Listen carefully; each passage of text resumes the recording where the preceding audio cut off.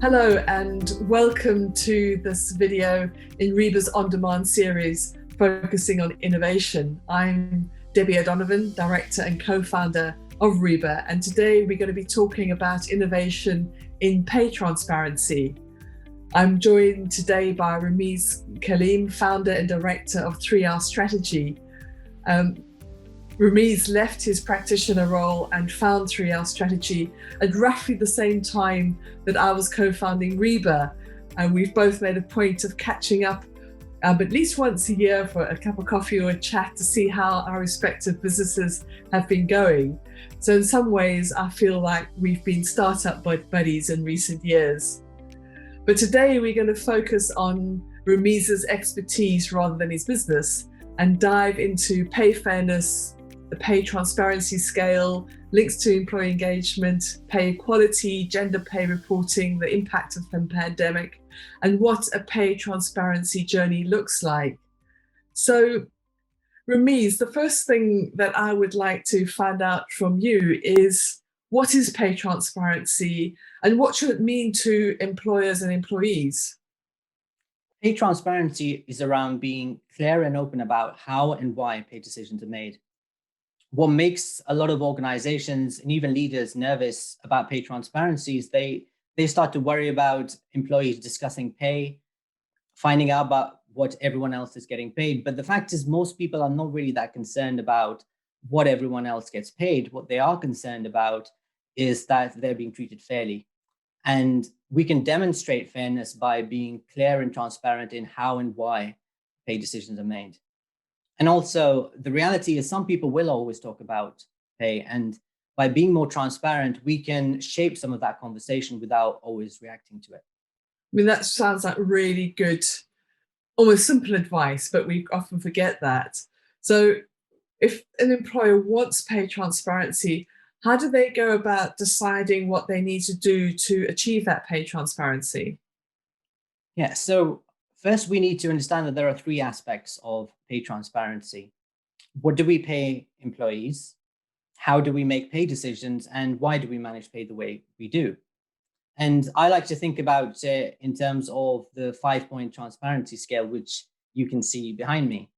And level 1 is about knowing what do we pay our employees and being able to communicate that very clearly to them. So everyone knows what their monthly salary is, but is everyone aware of all the different benefits that are available to them? Are they aware of the value of those benefits, for example, through a total reward statement? And so this is where all organizations start off. And then as we move to level 2, this is thinking about, why do we manage pay the way we do? What are your reward principles? What is the purpose of pay? Why should pay progress? Should it be linked to performance, skills, or contribution? As we move to level 3, this is now communicating the why to all of our employees. So the employees can see what are the reward principles that underpin all our decisions around pay and reward. So why were they given a particular salary? Why does their pay progress on an annual basis? At level 4, we now start to think about, how do we manage pay? And this is where organizations have an approach to job evaluation. They may have a career framework. That framework could be linked to a pay structure, and we can clearly see how pay will progress as a career progresses over time. But finance will use this for budgeting purposes. HR may use this for and line managers to make more informed decisions. But this is not communicated to employees. As we move to level 5, all the employees know how they fit into the overall career framework of the organization. They can see how their salary fits into the pay structure of the organization. So they can clearly see, as they progress their career, how their pay will progress at the same time. They can see things like competencies and skills that they need to develop, what leads to success in their role, and how developing those competencies will lead to progression within pay as well. So not all organizations will move clearly in that direction from level 1 to level 5. But what the scale demonstrates is it's a guide to how we can shift towards more pay transparency. What it also illustrates is that the movement to pay transparency isn't something we can do overnight. It's a gradual process. And if we are going to make that shift, we need to be really clear about how and why we make pay decisions. So you talk about trust. I expect trust is going to be crucial in order for employees to accept the shift. What advice have you got for employers when embarking on a project around pay transparency? Yes, trust is crucial, but we can start to develop some of that trust with employees by showing our commitment to pay transparency. Because from an employee's perspective, pay transparency leads to fairness, because when we're open and honest, we're demonstrating that we don't have anything to hide, because this process is fair and equitable. We're also not just sharing the outcome with employees, we're sharing our thought process. So we're showing them how we've come to this outcome. And that also builds trust with employees. And we know that workplace transparency is even more important to Generation Z and millennials, who now make up the majority of our workforce. So giving them more context around how and why pay decisions are made will enable them to do their jobs more effectively. And in fact, a recent pay scale survey found that the number one predictor of employee engagement was an organization's ability to communicate clearly and honestly about pay. The pandemic has very clearly disrupted our thinking around fairness, equality, trust in organizational culture. So how has this then affected pay transparency? Yeah, from an equality perspective, the pandemic has had a massive impact. The PwC Women in Work Index found that the progress for women has gone back to 2017 levels as a result of the pandemic. We know that women take on more childcare responsibilities, and as a result, many women have had to leave the labor force because everyone's working from home, schools have been closed. And in fact, in the US, 2.3 million women have had to leave the workforce since February last year. We also know that the pandemic has disproportionately impacted Black and minority ethnic groups, both from a health perspective, but also economically. We know that they're highly represented in sectors such as hospitality, food, retail, which have been hit the hardest by the pandemic. We also know it's the junior roles, the first line of sales, customer support, a lot of the part-time workers, where again, you have a higher representation of women and BAME workers at these levels. TUC, which is the Federation of Unions, said in January this year that Black and minority ethnic workers were impacted 26 times more as a result of the pandemic. And that's a shocking figure.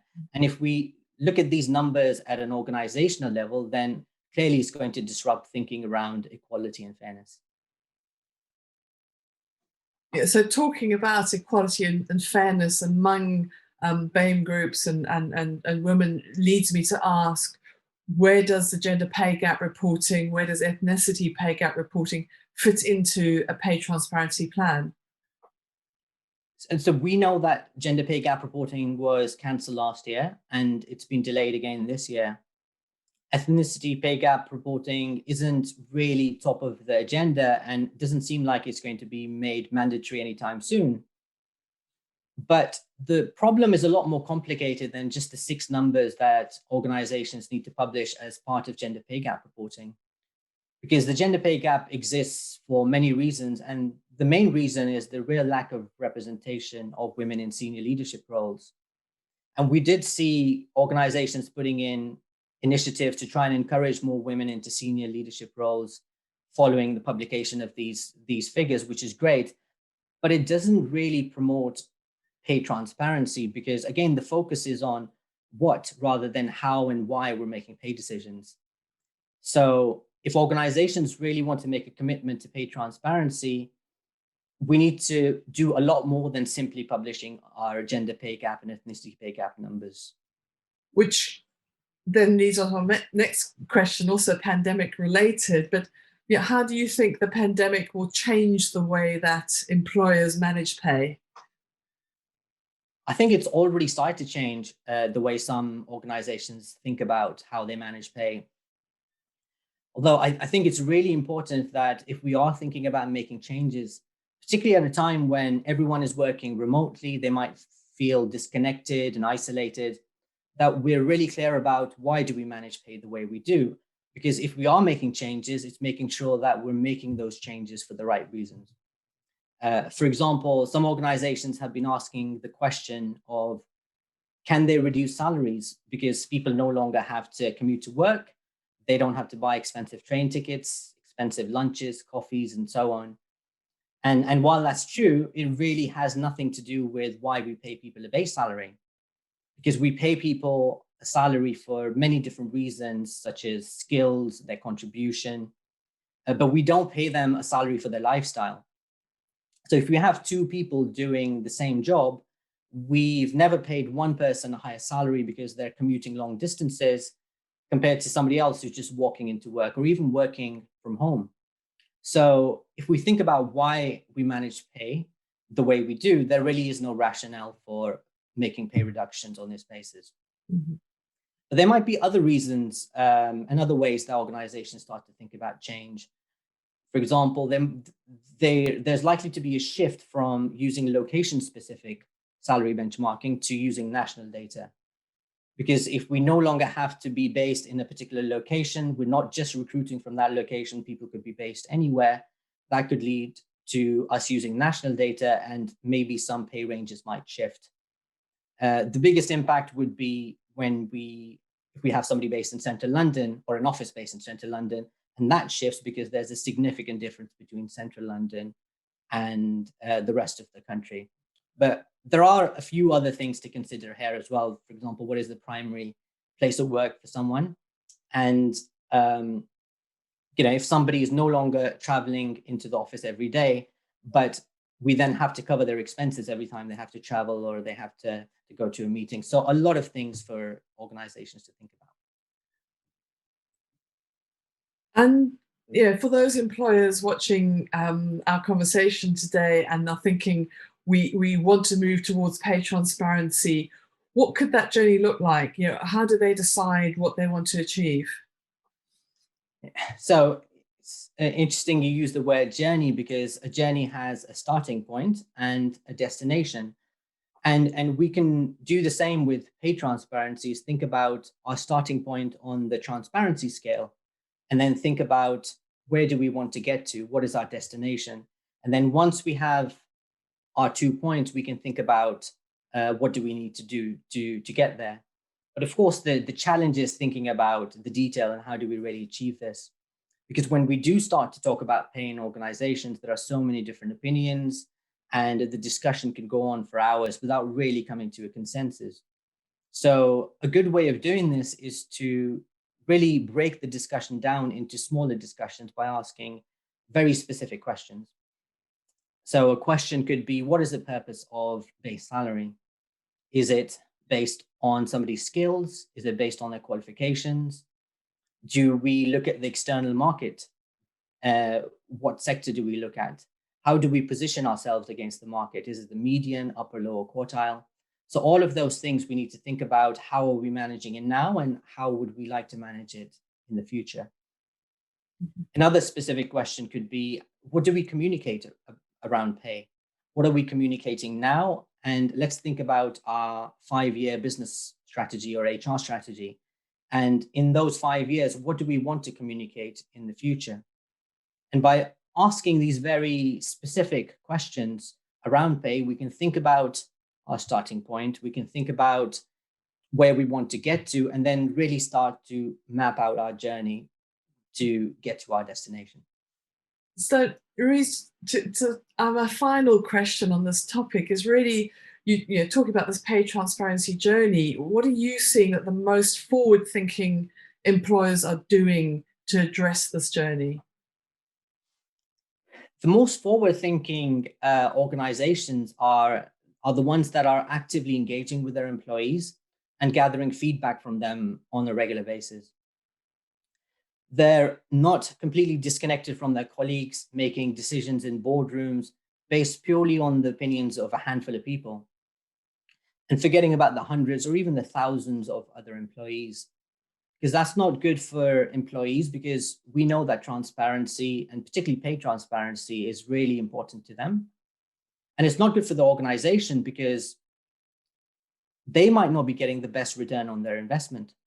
So, for example, if a leadership team, in order to try and retain and recruit the best people, are thinking, let's increase our pension contribution, this is a really generous benefit for our employees. But what if a large group of employees, let's say Generation Z employees, may not really value this benefit, which we know is probably the case. So this is a significant investment, but that might be better spent on something like free gym membership, which the employees would value a lot more. So it's an example of when we're disconnected from our colleagues and we don't really know what their value, even going in with the right intentions, we can come up with an outcome which is not really right for the organization. So if we think about all of the effort that goes into executive compensation around getting multiple sources of data, designing various incentive schemes, and even the individualized communication that goes out to everyone, we can see that even if we were to put half of that effort into the remaining 99% of employees, we can have an enormous impact in employee engagement, which ultimately is what drives business results. Fantastic. Thank you. Thanks so much, Rameez, for giving your time to share your knowledge with the wider reward and employee benefits community via this REBA's first on-demand series focusing on innovation. Thanks, Debbie.